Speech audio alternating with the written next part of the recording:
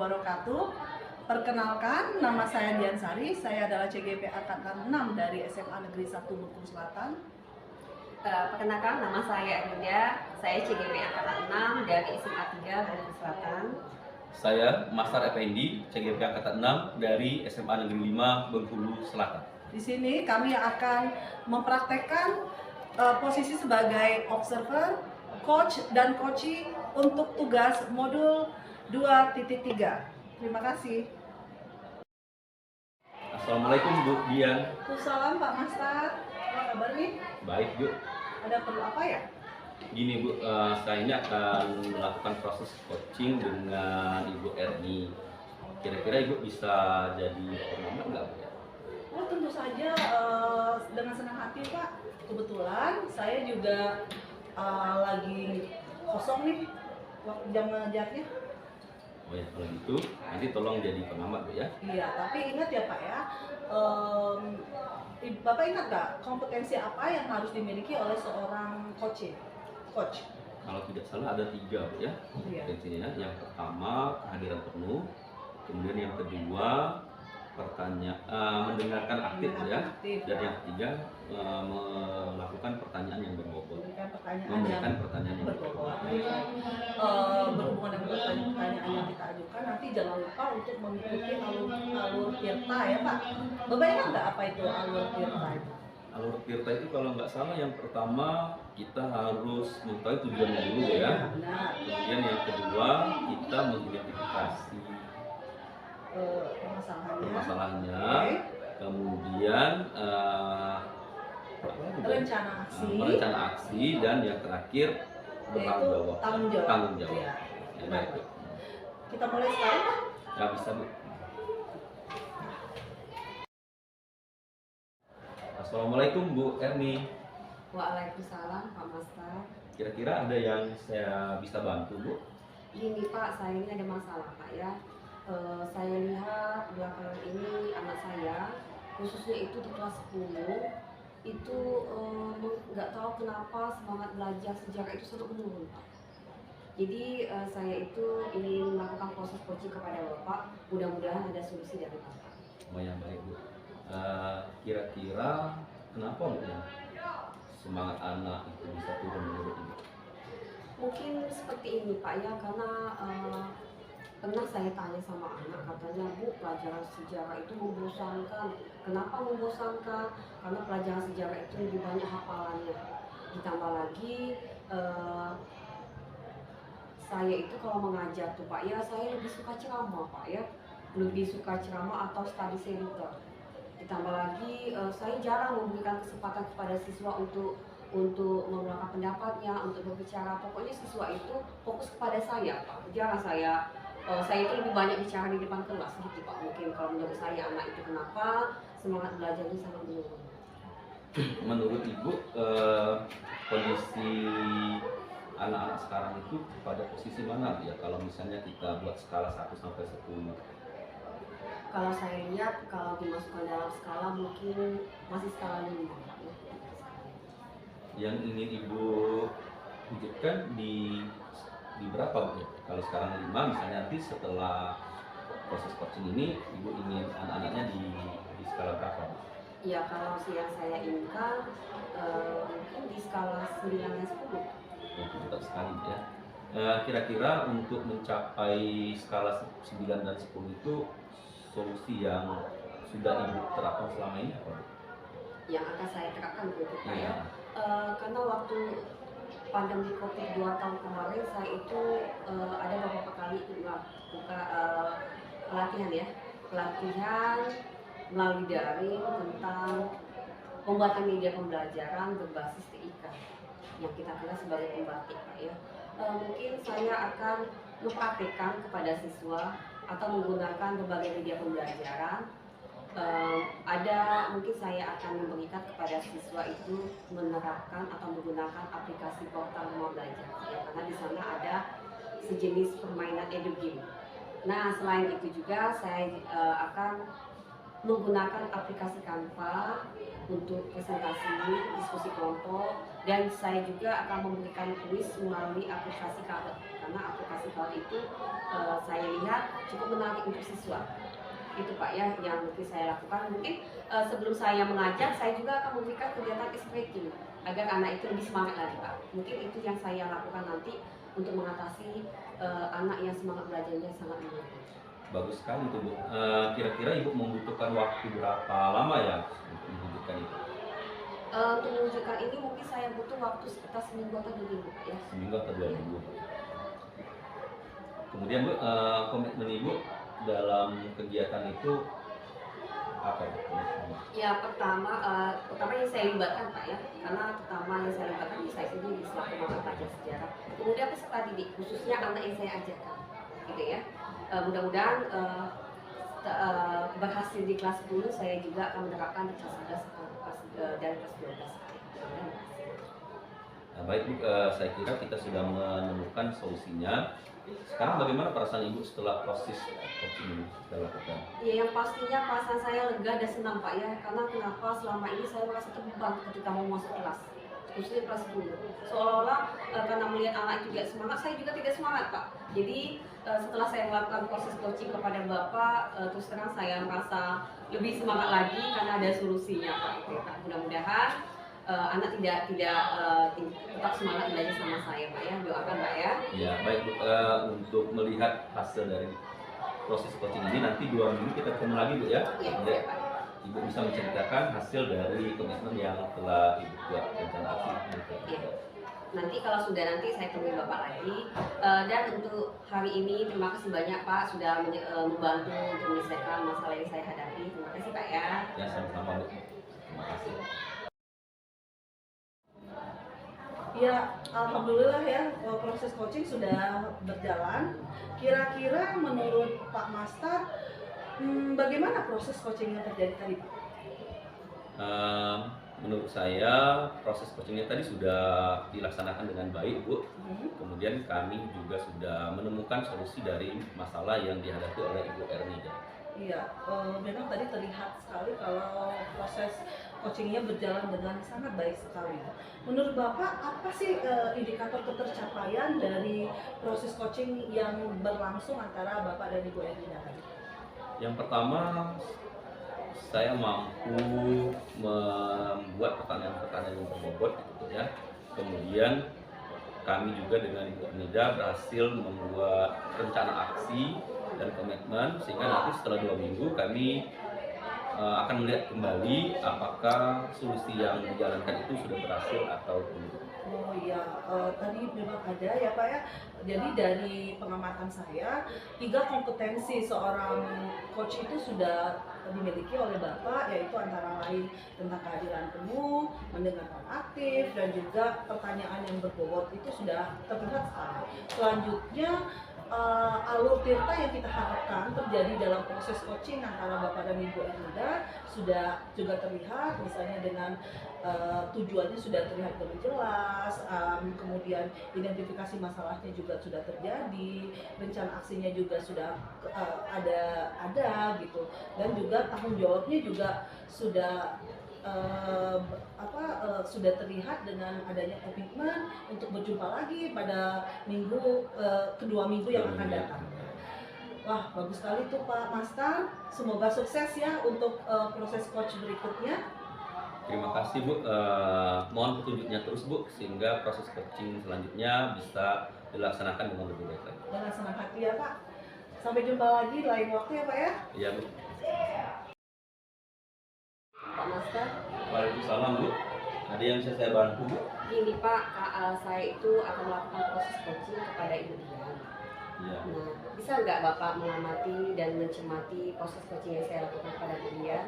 Oh bisa Bu, kebetulan pagi ini saya tidak ada kegiatan apa-apa sehingga saya bisa mengamati proses coaching ya yang akan dilakukan. Tapi Bu, dalam proses coaching itu perlu kita ingatkan lagi bahwa coaching harus memiliki 3 kompetensi Bu ya. Kira-kira apa Bu kompetensi Bu kemarin masih ingat nggak? Masih. Kalau saya ingat 3 kompetensi yang harus ada pada praktek coaching itu pertama adalah kehadiran penuh Pak ya, Kehadiran present penuh. atau present, kemudian kita juga harus mendengarkan aktif ketika coach aktif. mengutarakan masalahnya, dan terakhir adalah mengajukan pertanyaan berbobot. Ya, di samping itu, coaching juga harus menuruti alur tirta. Masih ingat alur tirta itu Iya. apa aja, Bu? Alur kita itu ada 4. Yang pertama adalah kita menanyakan apa tujuan coach datang kepada coach ya, pada saya. Kemudian kedua adalah mengidentifikasi masalah. Ketiga, rencana aksinya apa untuk selanjutnya, dan tanggung jawab dari permasalahan tersebut. Itu ada 4 alur kita.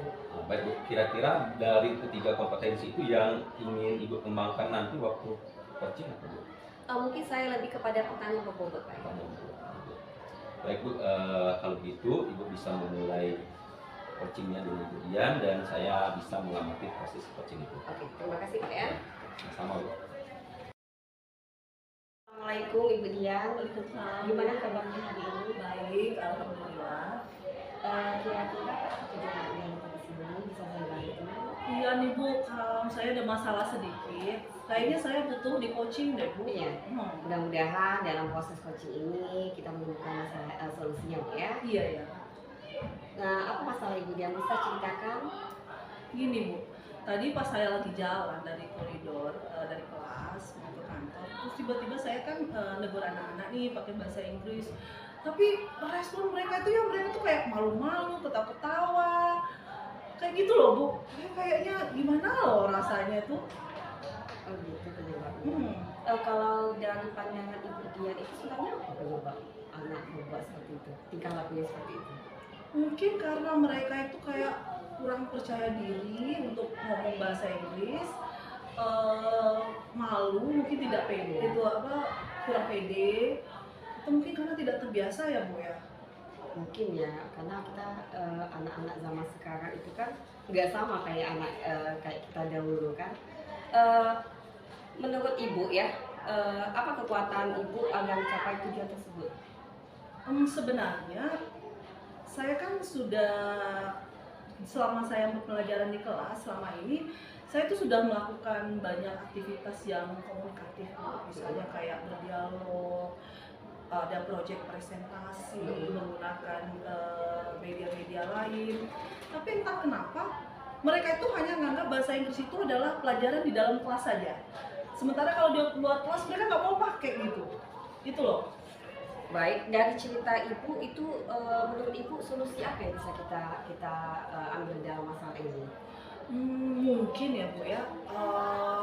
Kalau gitu mungkin kita harus membiasakan mereka untuk ngomong di luar juga, mungkin bukan hanya di dalam kelas-kelas pelajaran bahasa Inggris. Berarti mereka harus dibiasakan, harus dibuat suasana gimana mereka tuh terbiasa untuk berbicara bahasa Inggris di luar, walaupun hanya yang sederhana-sederhana saja. Luar biasa, berarti itu ya solusinya. Iya. Nah, kalau kita lihat perilaku siswa, cara dia kepada kita itu kalau dimasuk dalam skala 1 sampai 10 itu masuk ke posisi mana? Kalau dalam hubungannya respon mereka terhadap bahasa Inggris yang saya maksud tadi, mungkin ketidakinginan mereka untuk merespon itu berada di skala 4 atau 5 gitu. Berarti masih setengah Bu ya? Sangat-sangat kurang ya. Saya sih mengharapkan mereka berada di skala paling tidak 8 saja, karena yang saya harapkan hanya kalimat pendek-pendek saja, seperti misalnya menyapa, atau mungkin memohon izin, atau mungkin menanyakan kabar, minta tolong, itu hanya kalimat-kalimat begitu saja, nggak usah yang terlalu. Kalau saya lihat kalau masih 5 itu kan itu masih setengah Bu ya, masih jauh ya dari target. Nah, menurut Ibu bagaimana kita menyelesaikan permasalahan ini biar sampai mencapai ke posisi 9 atau 10 lah? Oke, kalau saya sih berharap kalau ada satu ide nih yang selama ini sudah kepikiran sih sama saya Bu. Gimana menurut Ibu? Saya ingin agar anak itu mengikuti kegiatan, ada kegiatan namanya itu English Literasi, yaitu kegiatannya di mana ada English Day pada hari itu, ada pada suatu hari itu ditetapkan sebagai satu hari itu adalah English Day, dan atau upacara dalam bahasa Inggris, mungkin upacara bendera dalam bahasa Inggris, karena mereka lebih percaya diri untuk ngomong bahasa Inggris di luar kelas. Luar biasa. Berarti Ibu akan melakukan strategi MSD ya? Iya. Nah, dalam menerapkan mengimplementasikan strategi ibu ini kira-kira berapa lama itu digunakan waktunya? Kalau menurut saya English Day itu nggak perlu terlalu banyak persiapan. Kayaknya mungkin besok sudah bisa saya laksanakan. Dan saya harap kegiatannya itu bisa terjadi selama sepanjang 1 semester ini dulu untuk uji coba awal. Ya. Nah, dalam menerapkan masalah ini atau dalam menyelesaikan masalah ini, untuk komitmen itu siapa yang dilibatkan? Tentu saja saya yang pertama, saya kan minta izin dulu ya dari kepala sekolah. Yang paling penting itu adalah tentu saja saya akan mengajak rekan-rekan guru bahasa Inggris yang lain. Oh iya, mungkin untuk membantu teman-teman di kelasnya, anak English Club mungkin bisa saya libatkan juga ini. Mungkin saya akan ngajak anak English Club untuk terlibat dalam mensosialisasikan English Day. Berarti lebih melibatkan anak English Club ya. Iya. Nah, setelah kita melakukan proses coaching ini, bagaimana perasaan ibu? Akhirnya saya lebih yakin deh Bu ya untuk melakukan English Day ini. Saya udah kepikiran udah lama tapi kayak masih ragu-ragu karena coaching ini saya kayaknya lebih percaya diri dan kayaknya ingin segera deh melaksanakan kegiatan itu. Baik, saya doakan semoga cepat diimplementasikan, bisa selesai dengan baik dan ibu juga banyak apa ya, khusus pada mata pelajaran bahasa Inggris itu banyak diminati. Iya, mudah-mudahan ya Bu ya akibat dari kegiatan ini juga kemampuan bahasa Inggris anak juga meningkat. Terima kasih Bu Ernida atas waktunya. Mungkin kita bincang-bincang lagi di luar ini ya Bu ya. Baik, Ibu Ernida tadi sudah melaksanakan coaching dengan Dian. Bagaimana proses coachingnya, Bu? Alhamdulillah proses coaching yang saya lakukan sama Ibu Dian itu berjalan dengan lancar, Pak ya. Ibu Dian juga aktif dari pertanyaan-pertanyaan yang saya ajukan, kita bisa menemukan solusi dari masalah yang dia alami. Betul sekali, Bu. Tadi saya juga mengamati proses coaching yang dilakukan telah berjalan dengan baik. Kira-kira indikator keberhasilan coaching yang Ibu jalankan tadi apa? Saya lebih ke pertanyaan berbobot Pak ya, indikator itu yang lebih saya utamakan karena dari pertanyaan berbobot itu berjalan dengan lancar sehingga bisa menemukan solusi dari masalah yang bisa kita selesaikan. Baik, sudah bagus, Bu ya. Mudah-mudahan ke depan kita sama-sama bisa melaksanakan coaching dengan baik. Baik Bapak, terima kasih atas waktunya sudah mengamati kami berdua melaksanakan proses coaching. Mudah-mudahan di lain waktu kita ketemu lagi. Oke, terima kasih ya. Assalamualaikum Ibu Arni. Waalaikumsalam, Ibu Dian. Ada perlu apa ini? Ini Bu, saya kan rencananya mau melakukan coaching dengan Pak Master nih. Jadi bisa nggak Ibu sebagai observer? Oh bisa, nanti saya amati proses coaching ini Ibu sama Pak Master. Tapi ingat Bu ya, dalam proses coaching itu ada 4 tahapan yang harus Ibu lewati atau alutsista yang kita kenal. Masih ingat Ibu ada 4 tahapannya? Ya. Yang pertama itu tujuannya. Nah, apa tujuan coaching itu menurut kita? Kemudian kedua itu identifikasi masalahnya, Bu. Dan ketiga rencana aksi. Rencana aksi itu apa rencana yang akan dilaksanakan oleh coaching dan terakhir adalah bagaimana tanggung jawabnya nanti ketika menyelesaikan permasalahan. Terus mungkin ada lagi Bu yang mau ditambahkan? Oh, ada dalam proses coaching itu ada 3 potensi. Ingat nggak Ibu 3 potensi? Kalau saya nggak salah kehadiran, Iya, kehadiran penuh. terus Kita harus mendengarkan dia mendengarkan aktif, kemudian pertanyaan yang berbobot ya Bu ya. Iya, benar. Nah, yang 4 tahapan, kemudian 3 potensi itu harus ada, Bu. Baik, baik. Baik, kita saksikan. Kita mulai aja ya Kita Bu mulai ya. aja ya. Oke, baik. Kak. Assalamualaikum Bu Dian. Waalaikumsalam Pak Master, ada perlu apa ya? Gini Bu Dian, saya itu mau minta tolong. Saya punya permasalahan dalam proses pembelajaran. Kalau bisa saya mau proses coaching dengan Ibu Dian. Oh iya, baik-baik. Kebetulan saya habis mengajar dan ada waktu nih. Kira-kira ada masalah apa ya Pak? Gini Bu, dalam proses pembelajaran sekarang kan kita dituntut untuk pembelajaran berdiferensiasi. Oh iya, iya. Ya, di mana pembelajaran berdiferensiasi itu kita harus menyesuaikan pembelajaran kita dengan salah satunya dengan gaya belajar anak Bu. Nah masalahnya Bu, saya itu kan mengampu 8 rombel, jadi kurang lebih 270 murid yang harus saya identifikasi kemampuan atau gaya belajarnya. Jadi terus terang saya sangat kesulitan Bu menentukan gaya belajar masing-masing siswa itu. Oke, kesulitan yang Bapak hadapi itu dari sisi mana ya? Kalau boleh saya tahu. Gini Bu, ketika kita mau memberikan pelajaran kan kita harus tahu si anak ini gaya belajarnya apa misalnya dia kinestetik ya Bu, atau visual atau auditory. Nah kesulitan saya dengan jumlah anak yang 272 itu, saya tidak punya metode menentukan gaya belajarnya. Oke, selama ini yang sudah Bapak lakukan apa saja untuk menghadapi keberagaman ini? Sebenarnya sih sudah saya lakukan dialog dengan anak-anak, nanya dari hati ke hati, tapi itu tadi masih kesulitan karena jumlah anaknya terlalu banyak. Oke, ya berarti Bapak bermasalah dalam menentukan gaya belajar anak dikarenakan jumlah anak yang terlalu besar ya Pak ya? Iya Bu. Kira-kira Bapak untuk menghadapi masalah ini ada ide atau mungkin ya Bapak punya pemikiran mungkin? Kalau boleh tahu? Sebenarnya bisa sih Bu, kalau misalnya ada yang membantu gitu, yang paham dengan psikologi anak, misalnya guru BK. Saya bisa bekerja sama dengan guru BK untuk menyebarkan angket gitu Bu ya, biar tahu dengan cepat gaya belajar masing-masing anak itu. Aduh itu ide yang bagus banget Pak. Meminta bantuan dari guru lain seperti guru BK dalam hal untuk menganalisis anak untuk melihat gaya belajarnya. Kira-kira untuk mewujudkan rencana ini apa yang akan Bapak lakukan terlebih dahulu? Akhirnya saya diskusi dulu Bu ya, diskusi dulu dengan guru BK, dan kalau misalnya perlu nanti saya minta bantuan dengan kepala sekolah supaya bisa menghubungkan saya dengan guru BK itu, biar antara saya dengan guru BK itu bisa terjalin kerjasama sehingga pelaksanaan asesmen istilahnya ya untuk mengetahui gaya belajar anak itu bisa berjalan dengan bagus. Oke.